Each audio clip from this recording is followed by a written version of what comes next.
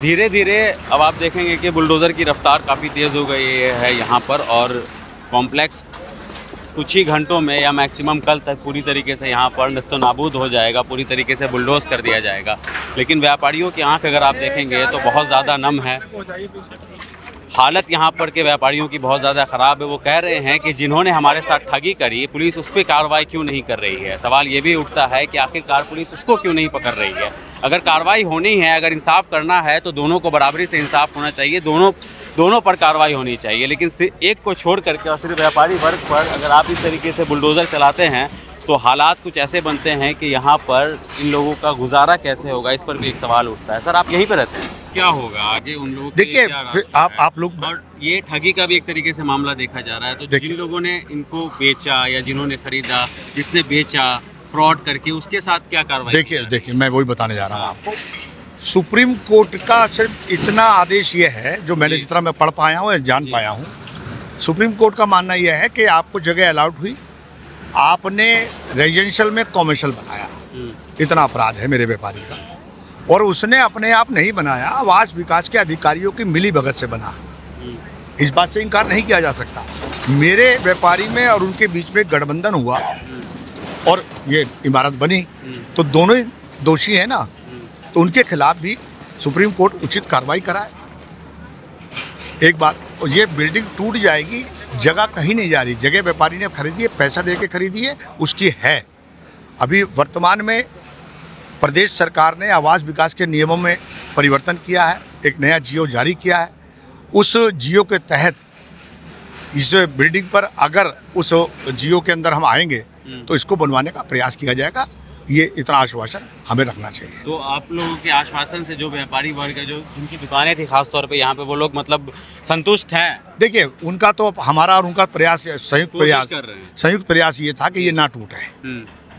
लेकिन सर्वोच्च न्यायालय नहीं रोक सकती थी इसको। नहीं, सर्वोच्च न्यायालय का जो निर्णय था उसके आगे कहीं ना कहीं सरकार लाचार होगी, या सरकार को लगता होगा कि कोई चीज़ नहीं बन सकती, क्योंकि जो बाई लॉज हैं पुराने भी, उसमें परिवर्तन करने के बाद भी कोई चीज़ आड़े आ रही होगी, ऐसा मुझे लगता है। जिस कारण से हमें उचित हमारी जो लड़ाई थी या हमारा सार्थक प्रयास था, उसमें हम सफल नहीं हुए। आपका क्या नाम है सर?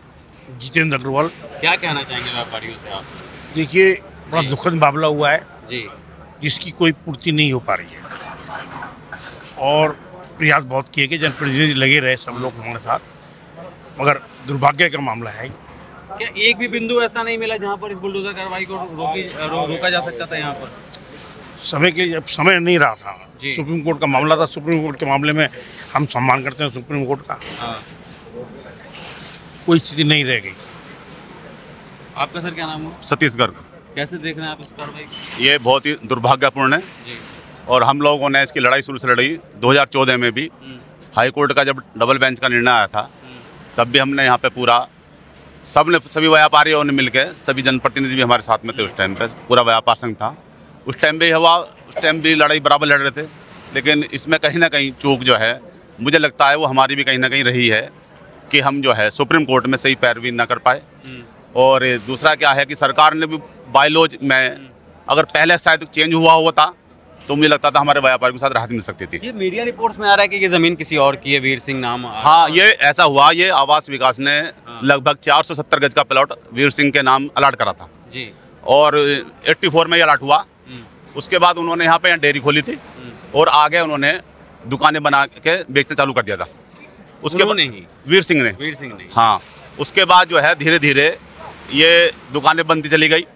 2012 में जो पीछे का डेयरी का पार्ट था, वो कुछ यहाँ के लोग व्यापारियों ने खरीद लिया, और वो उस टाइम पे दुकान बना रहे थे। उस टाइम पे झगड़ा हुआ आवास विकास के अधिकारियों से कुछ, और जब से ये केस चल रहा था, तो उसके बाद हम हाई कोर्ट में भी ये लोग हार गए थे 2014 में, तब भी हमने यहाँ धरना दिया था। उसके बाद अब सुप्रीम कोर्ट चले गए थे। सुप्रीम कोर्ट से जो निर्णय आया था पिछले साल, उसी की वजह से आज ही कार्रवाई हो रही है। आप लोगों को क्या लगता है कहाँ पर चूक हो गई आप लोगों से? ये कहीं ना कहीं ऐसा होता है, में सही तरीके से दलील देना, वो ऐसा है। हमारी जो चूक हुई है वो दो जगह हुई है। सुप्रीम कोर्ट में भी कहीं ना कहीं हमारी ढील रही है, और जो हम सरकार समय रहते हुए 2014 में जब ये डबल बेंच का निर्णय आया था, अगर हम समय रहते हुए सरकार पे 2014 से दबाव बनाते जनप्रतिनिधि द्वारा, ये सरकार पे, तो हो सकता है हमारी ये मार्केट बच सकता था आज। ये मुझे बड़ा दुख है, क्योंकि मैंने इसमें जितना अपना तन मन धन में अकेले लगा, जबकि मेरी दुकान नहीं थी। मैंने 2014 में ये धरना सबको लेकर क्या मैं कर सकता था, पैसा लगाया। 2014 में लड़ाई लड़ी, 17 में लड़ाई मैंने फुल की, यहाँ पे इस तरह करा है। और मैंने 2000 अभी पिछले साल नवंबर में भी सुप्रीम कोर्ट का निर्णय नहीं आने वाला था, जब भी मैंने सभी व्यापारी से कहा था कि तुम्हारे खिलाफ आएगा, लेकिन इन लोगों ने मेरी नहीं सुनी। मुझे बड़ा दुख हो रहा कि मैंने पैसे भी लगाया और मैं समय लगा, लेकिन इन दुकानदारों ने मेरी उस टाइम नहीं सुनी। पहले पिछले साल कहा था कि सुप्रीम कोर्ट में तुम्हारे खिलाफ निर्णय आ सकता है, सुन लो, लेकिन एक भी व्यापारी सुनने को तैयार नहीं था। और इनसे कहा कि सरकार पर हम दबाव बनावे कि स्मार्ट बोर्ड, लेकिन इन्होंने मेरी सुनी। मुझे आज बड़ा अंदर से बड़ा रोष है कि नुकसान इनका हो रहा है, मेरा नुकसान नहीं हो रहा। लेकिन मुझे दुख है कि मैंने मेहनत 2014 में कितनी मेहनत करी थी। मैंने यहाँ धरने पे बैठा था, एक जैन साहब थे, हम दो जन, जब भी फोर्स थी दुनिया भर की, हम लोग धरने पे बैठे थे। लेकिन फिर भी हमने कहा 2014 में जब प्रशासन ने, मगर आप लोग कुछ करो, सरकार पर दबाव बनाओ कि जिससे लोग बच जाए, रोजगार बच जाए। लेकिन ना व्यापारी ने सुनी, ना किसी ने सुनी, जिसका मुझे आज बड़ा दुख है, मुझे रोना रहा है। ये सोचा कि इतना बड़े वो कॉम्प्लेक्स कैसे चल जाए। हाँ, वो लापरवाही रही। अगर मैं कह रहा 2014 के बाद हम सरकार पर दबाव बनाते तो आज स्थिति ये ना देखते। बड़ा मुझे व्यक्तिगत मुझे बहुत दुख है। चाहे व्यापारी नेता आएंगे, जनप्रतिनिधि, सब नेतागिरी, मैं भी नेतागिरी, मैं भी भाजपा से कोषाध्यक्ष भी रहा हूँ, सब नेतागिरी करेंगे, आएंगे माइक पे भी स्टेटमेंट देंगे। लेकिन जो व्यक्तिगत रुचि लेनी चाहिए थी 2014 के बाद किसी ने नहीं ली, ना इन व्यापारी ने ली, ना हमारे जनप्रतिनिधि ने ली। मुझे बड़ा रोष है इसलिए।